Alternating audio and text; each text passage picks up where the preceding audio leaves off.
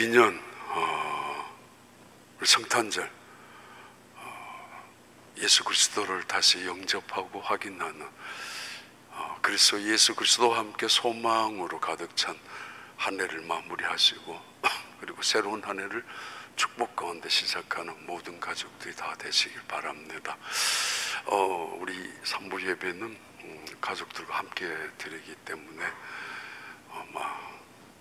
우리 고은희 집사님, 우리 이종수 집사님은 꽤 오래전에 우리 교회에 나오시면서 참 귀한 봉사 하셨죠. 새가족반에서. 그러다가 주재원이기 때문에 들어가셨다가 아마 승진해서 그리고 몇 년 후에 다시 오셨는데 승진해서 다시 하여튼 감사합니다.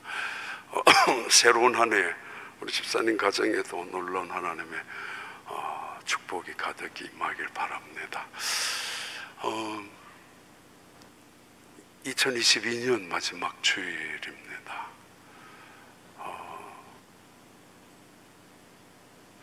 가끔씩 제가 저 방에 있으면은 교인들이 옵니다.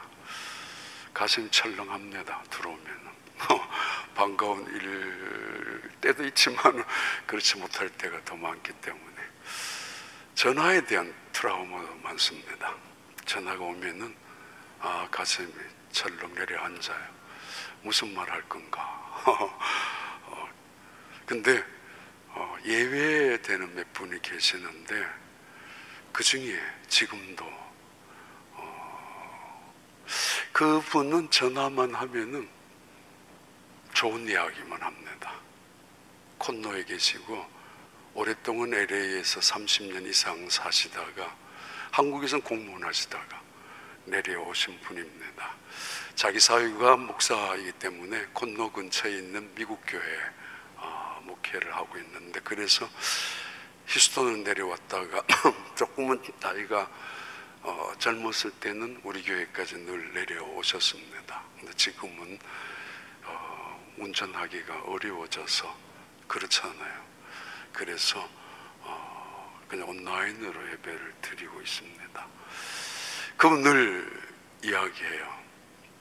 목사님, 자기가 평생 어렸을 때 2살 때부터 교회 나갔다니까 평생 80년 이상 교회 다녔는데 중앙장로교회 같은 교회 없다고. 저가 하는 이야기가 아니고 그분 하는 이야기입니다. 근데 그걸 교인들이 모르고 있다고. 근데 모르고 있다는 걸 이야기를 하는 거 보니까 교인들이 주변에 불평하는가 그런 생각이. 근데 그분은 그러면서 더 정말 자기가 경험했었던 수많은 교회들, 어떤 교회는 선교를 위해서 애를 쓰고 했는데 또 그게 실망이 되고 자기 재산을 바치가면서 또 교회 건축을 했는데 또 교회에 또 무슨 일이 이루어지고 그러면서 많은 아픔을 경험했었던가 봐요. 그러면서 늘 말씀이 많아요. 장로님이신데 정말 중앙장로교회 같은 분 없다고. 지금도 그러십니다. 또 한 분은 따님 때문에 휴스턴에 내려왔다가 따님이 여기 미국 우리 건너편에 BP 다니시기 때문에 자기 부인이 돌아가시고 내려와셔서 계시다가 한 4년, 3년 가까이 계시다가 버지니아로 다시 올라가셨고 그분의 꿈은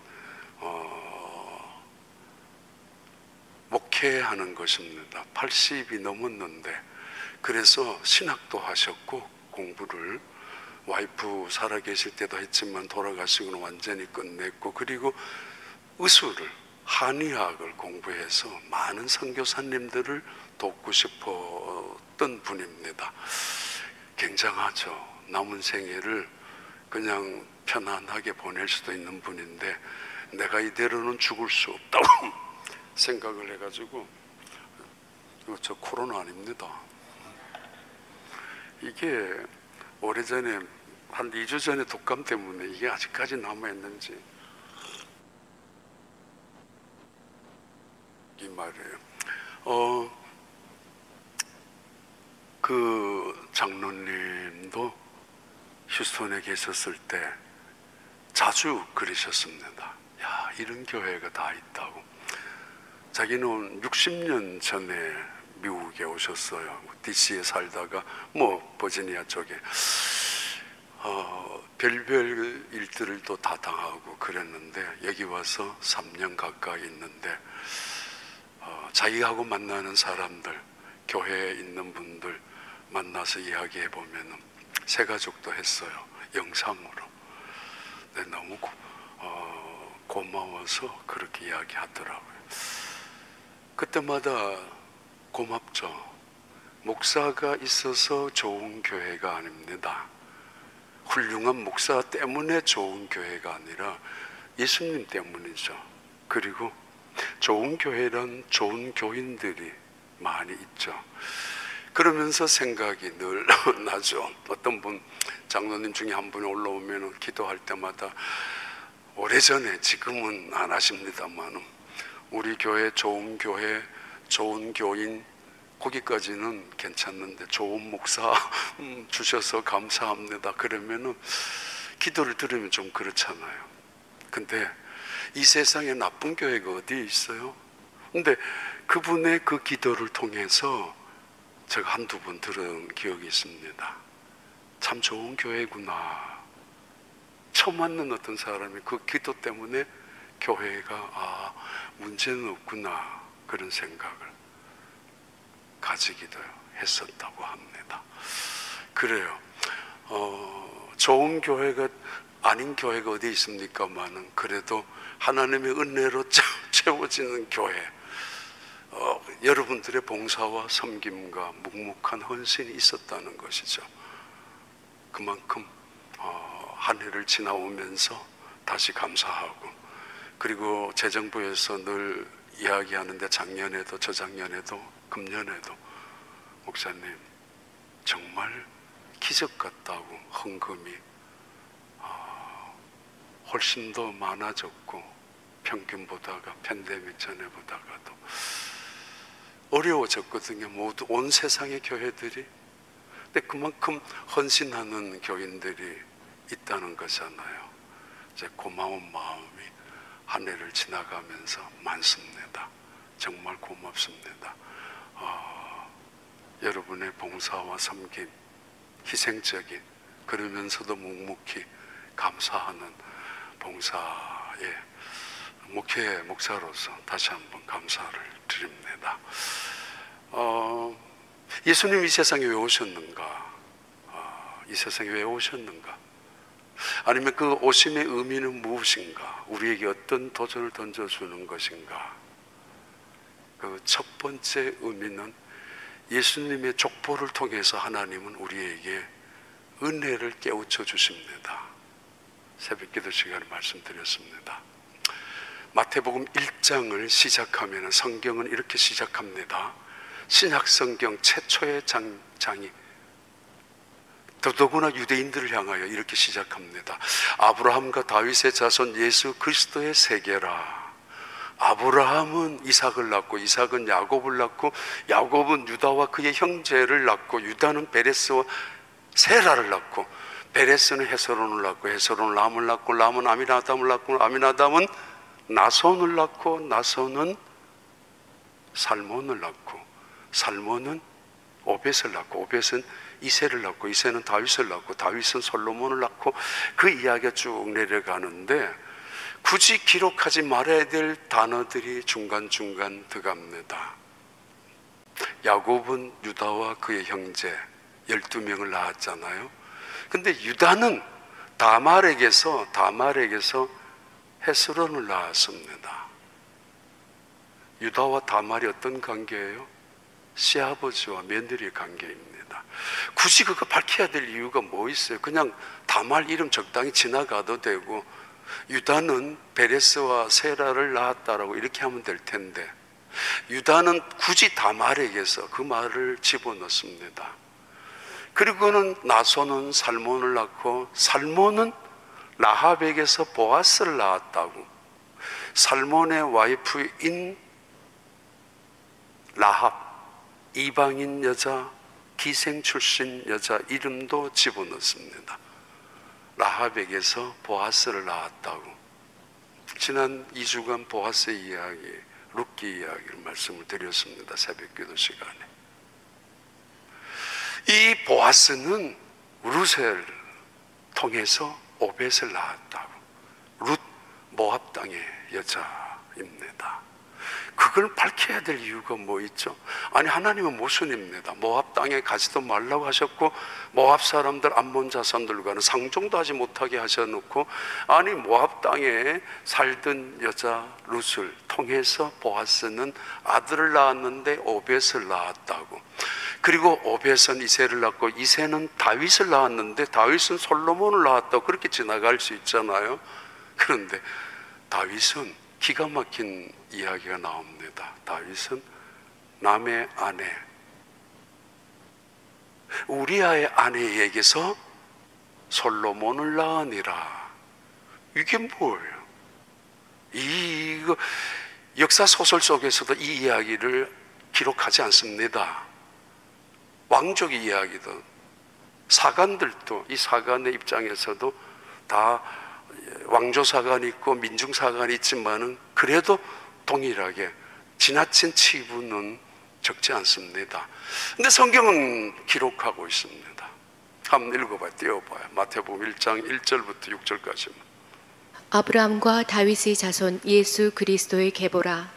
아브라함이 이삭을 낳고 이삭은 야곱을 낳고 야곱은 유다와 그의 형제들을 낳고 유다는 다말에게서 베레스와 세라를 낳고 베레스는 헤스론을 낳고 헤스론은 람을 낳고 람은 아미나답을 낳고 아미나답은 나손을 낳고 나손은 살몬을 낳고 살몬은 라합에게서 보아스를 낳고 보아스는 룻에게서 오벳을 낳고 오벳은 이새를 낳고 이새는 다윗 왕을 낳으니라. 다윗은 우리아의 아내에게서 솔로몬을 낳고. 예, 굳이 이렇게 해야 될 이유가 뭐 있죠? 은혜를 가르쳐 주죠. 예수님이 세상에 어떻게 오셨는가, 그 족보를 이야기하면서, 그 족보는 로얄 패밀리, 요즘 뉴스만 보면은 영국 로얄 패밀리 이야기가 왜 그렇게 나오는지 모르겠는데, 그냥 저는 인터넷을 열면은 그것부터 떠요. 영국의 찰스 왕이 뭐 했다, 그 왕자들이, 왕세손이 뭘 하고 있다. 그게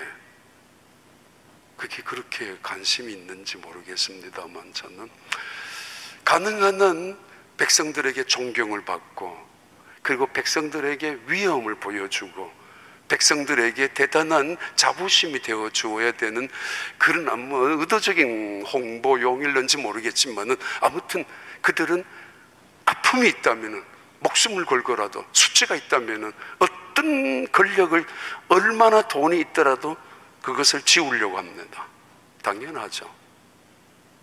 모든 권력을 동원해서 자기들의 부끄러운 이야기들을 뉴스에 못 내도록, 절대로. 그래도 조금씩은 나가지만. 근데 성경은 일부러 드러내요. 다말에게서 나왔다고, 룻에게서 나왔다고. 아니, 남의 아내 밧세바를 통해서 솔로몬을 낳았다고. 솔로몬을 통하여 르호보암을 낳고 르호보암을 통해서 또 계속되는 자식들 끝에 예수님이 이 세상에 오셨습니다. 왜 밝혔을까요? 명문 가문이 따로 있는 게 아니라는 겁니다. 아니, 명문 가문은 오히려 하나님의 은혜로 채워질 때 그것이 명문 가문이라는 이야기죠.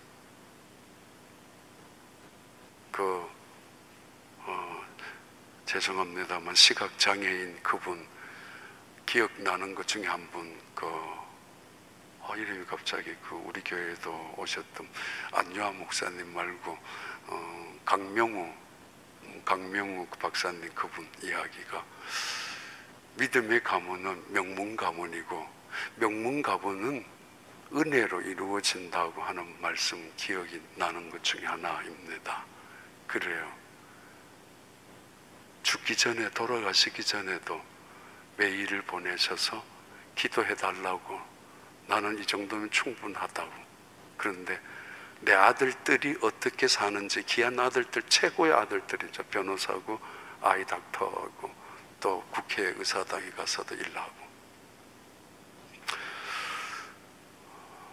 참 귀한 분입니다. 믿음의 가문은, 명문 가문은 하나님의 은혜로 이루어지는 것이라고. 굳이 원망하고 우리 아버지는 왜 이렇지? 우리의 가문은 왜 이 모양이지? 흙수저가 태어난 거, 아니 그게 무슨 근거로 세상을 향하여, 이건 불공평하다고 그럴 수 있겠지만 당연히 이건 뭐 세상에 대해서 원망할 수도 있을 거예요. 그런데 그게 우리가 이 세상을 불행하게 살아야 될 이유가 아니지 않습니까? 이 다말이라는 여자, 룻이라는 여자, 그리고 밧세바라는 여자, 이들의 이야기가 예수님의 가문 속에 흘러 들어왔다는 것은 은혜라는 것 외에는 설명할 수 없습니다. 예수님이 세상에 오셨습니다. 은혜의 가문을 통해서. 그 속에는 정말 더러움도 있고 죄악도 있고 배신자도 있었고, 그 가운데선 도저히 하나님 안으로 들어올 수 없는 사람들도 있었습니다마는 오직 하나, 하나님 앞에 하나님의 뜻을, 하나님의 약속을 믿고 살아온 사람들이라면은, 라합이라는 여자가 그랬고 다말이라는 여자도 그랬고 룻이라는 여자도 그들의 소원 속에는 하나님의 은혜를 붙잡았죠. 하나님을 선택했죠. 그래서 결국은 은혜의 가문으로, 그 명문 가문으로 들어오게 되죠. 때로는 다시 결혼했다 할지라도 그 속에서 축복의 가문이 이루어지게 됩니다.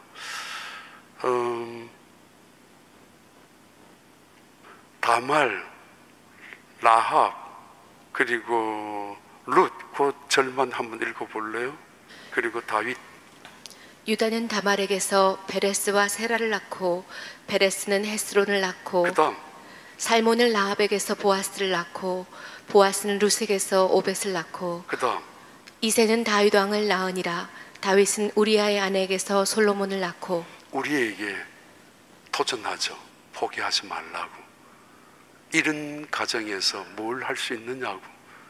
옛날에는 그래도 개천에서 용이 난다고 하는데 요즘은 도저히 불가능하다고 말하는 요즘, 아니 믿음의 세계 속에는 분명히 말합니다. 어떻게 이럴 수가 있는가라고 하지만은 다윗은 우리아의 남편, 그 남편의 아내였던 밧세바에게서 솔로몬을 낳았다고 도전하는 겁니다. 이렇게 살으라고 이렇게 불륜을 조장하는 게 아니에요. 이런 여자, 이런 죄, 이런 더러움 속에서도 하나님의 은혜의 세계는 씻어주고 정화하고 정결하고 순결하게 만들어가는 하나님의 섭리입니다. 낙심하지 말라는 거죠. 예수 그리스도의 오심 하나를 통해서도, 마태복음 1장의 사건 하나를 통해서도 우리에게 증언하고 있습니다. 명문의 가정은 태어나는 것이 아니고 우리의 믿음에 의해서 만들어지는 것이라고. 우리의 가정도, 우리의 자녀들에게도 그렇습니다. 두 번째, 예수님의 탄생은 말구유에서 나셨습니다. 누가복음 2장 17절, 10절, 12절. 오늘 다윗의 동네에 너희를 위하여 구주가 나셨으니 곧 그리스도 주시니라. 너희가 가서 강보에 쌓여 구유에 누워 있는 아기를 보리니 이것이 너희에게 표적이니라 하더니. 이때 당시에 세상의 유수를 생각한다면은 다윗왕이 아니지, 헤롯왕 재혼하다, 그게 유수였을 겁니다. 근데 전체의 어떤 왕비가 소송하다, 이게 굉장한 정치권에서는 이슈였을 것입니다.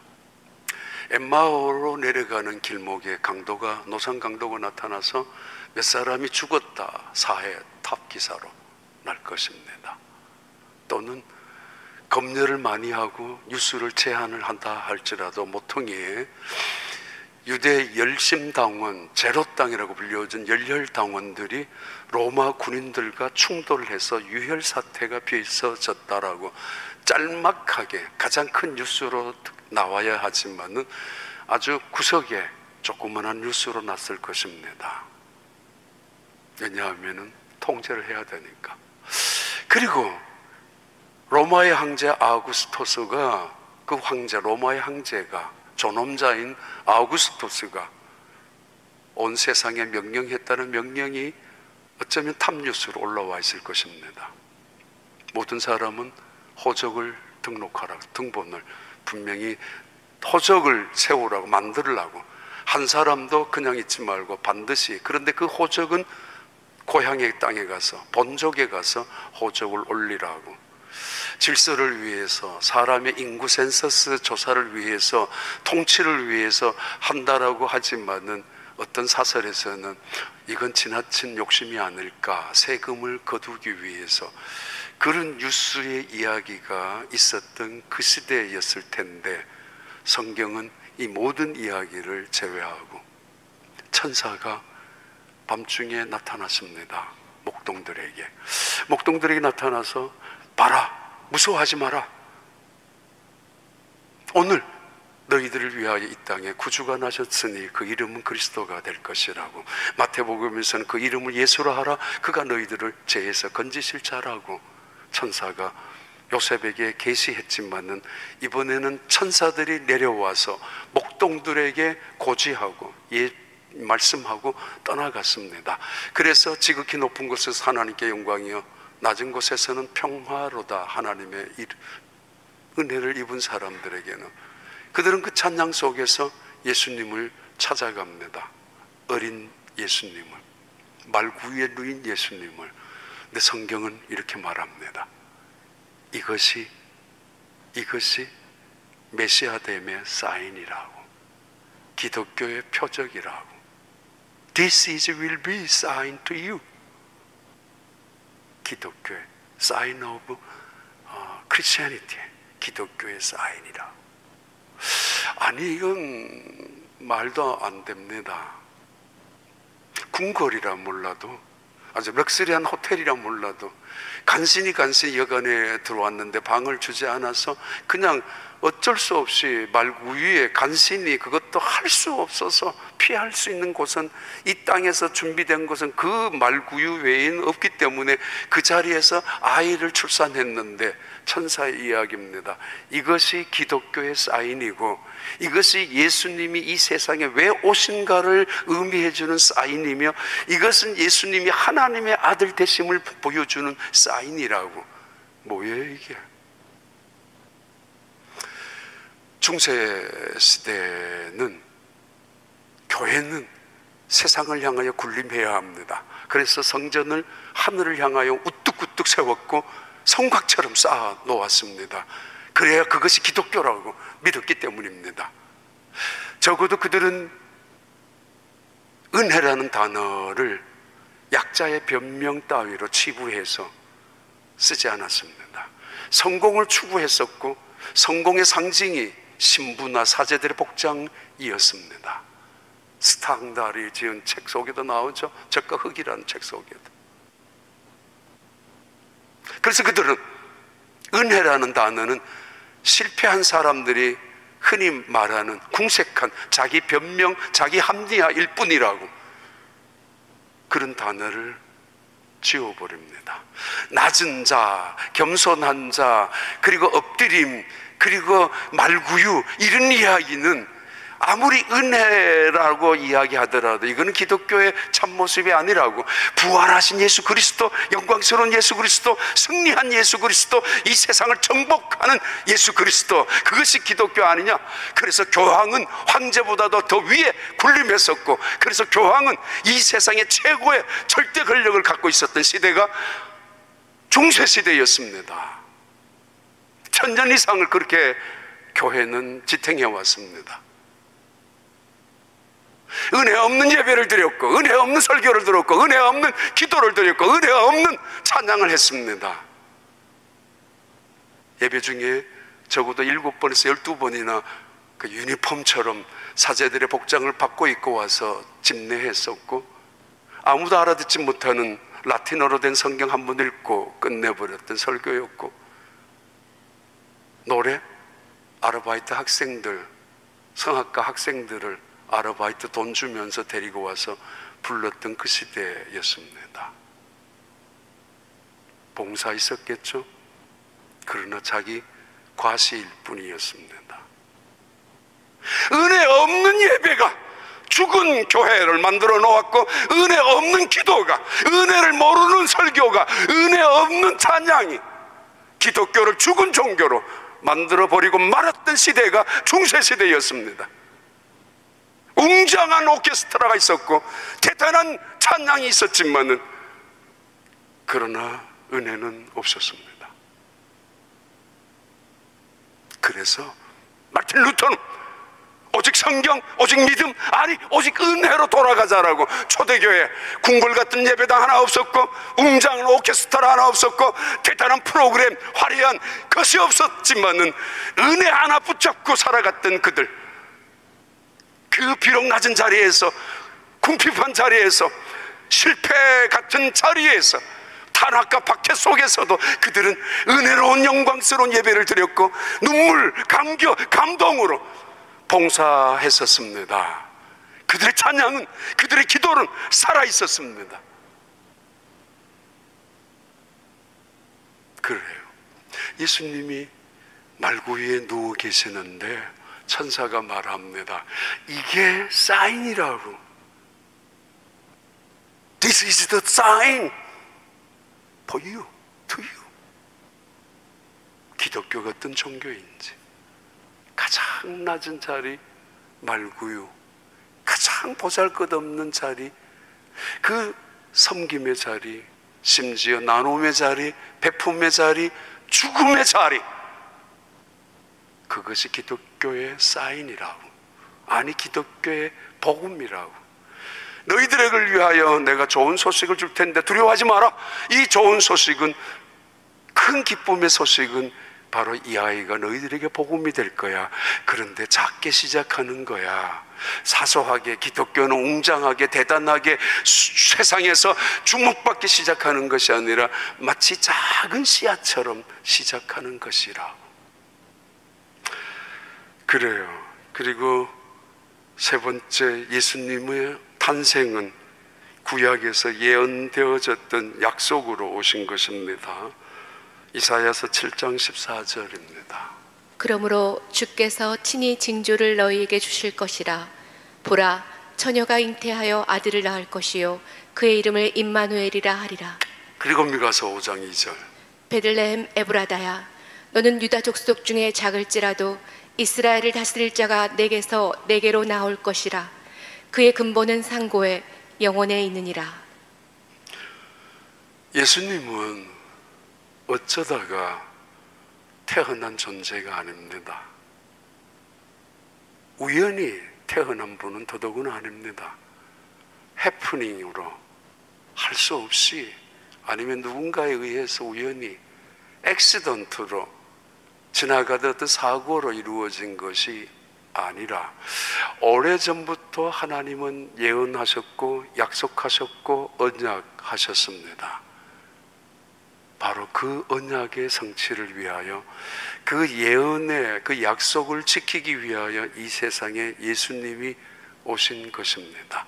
그것도 어린 나이로. 30년이나 목수 일을 하시고 계셨다면 굳이 그럴 필요 없을 텐데 30살로 보낼 수 있잖아요. 그래서 3년밖에 목회를 못하게 사역을 안 하셨다면 그냥 30살쯤으로 보내셔서, 그거 왜 못 보내요? 근데 3년만 하시고 그냥 데리고 가실 수도 있었을 텐데, 아기 때부터, 아니 그것도 한 여인의 모욕을 당하는 인내를 통해서 마리아의 몸을 빌려서 그렇게 시작하셨어요. 왜? 아무리 결과가 중요하고 목적이 중요하다 할지라도 동기부터,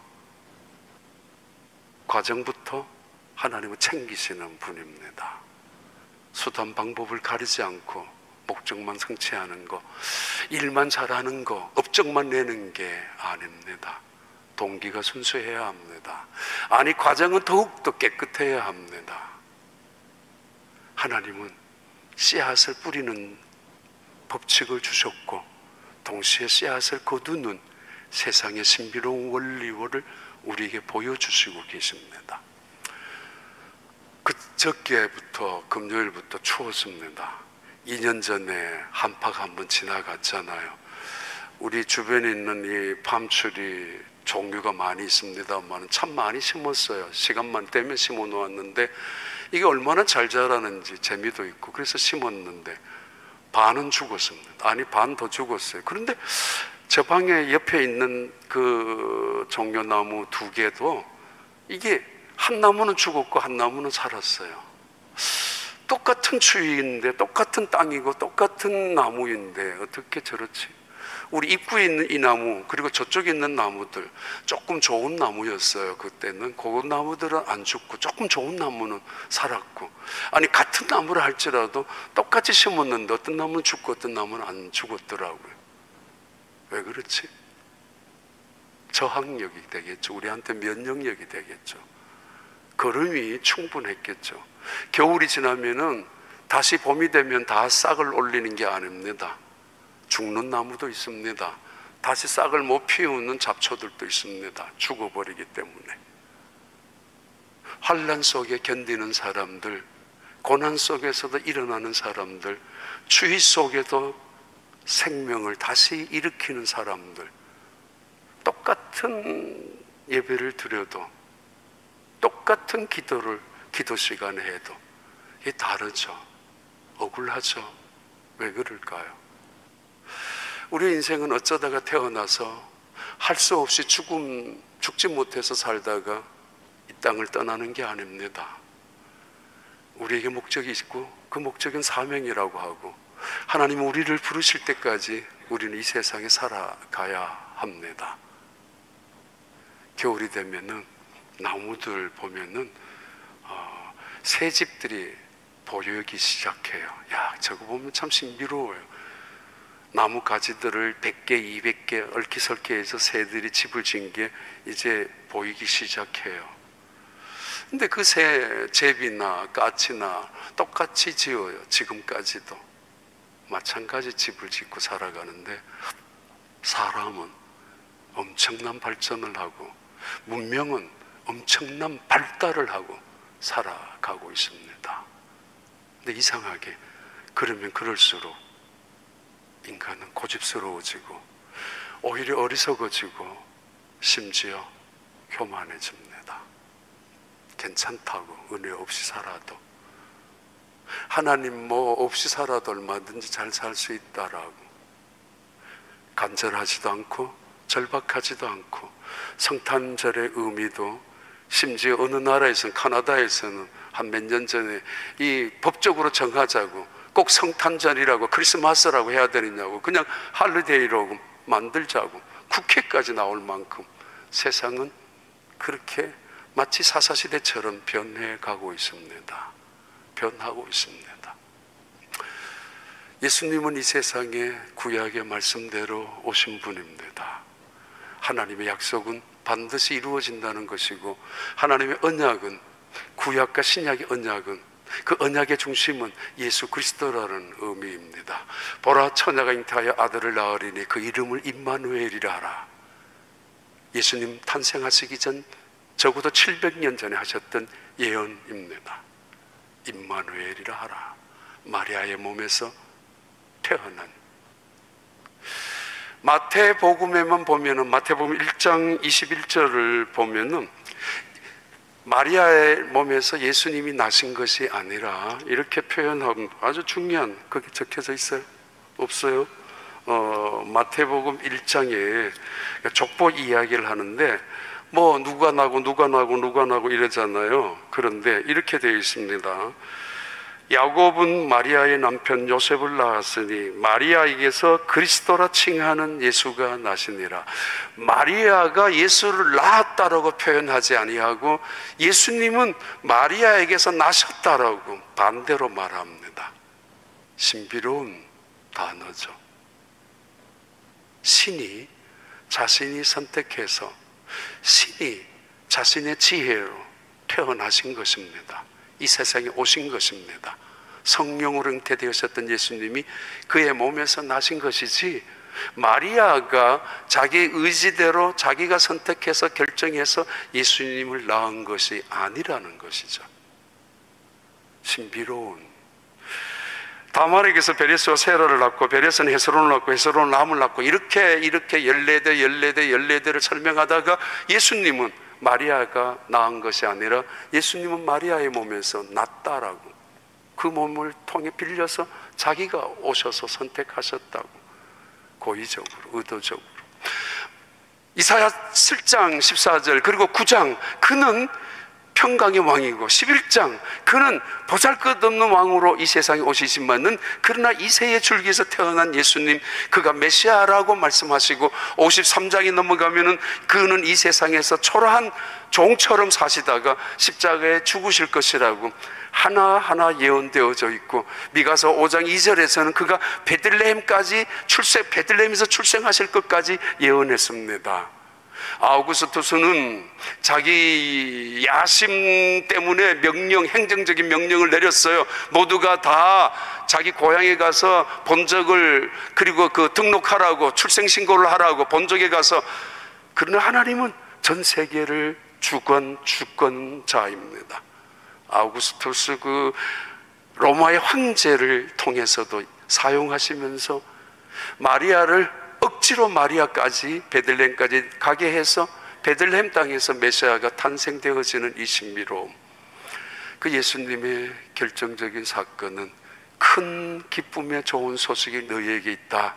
그는 임마누엘이라, 우리와 함께 하시는 하나님, 역사 속에 오신 하나님, 역사 속에서 나와 함께 하시는 하나님, 거룩하신 하나님이 제투성인 나와, 전능하신 하나님이 전능하지 못하고 제약적인 나, 영원하신 그 하나님이 시간과 공간에 얽매여 살 수밖에 없는 나와 함께 하신다라는 것.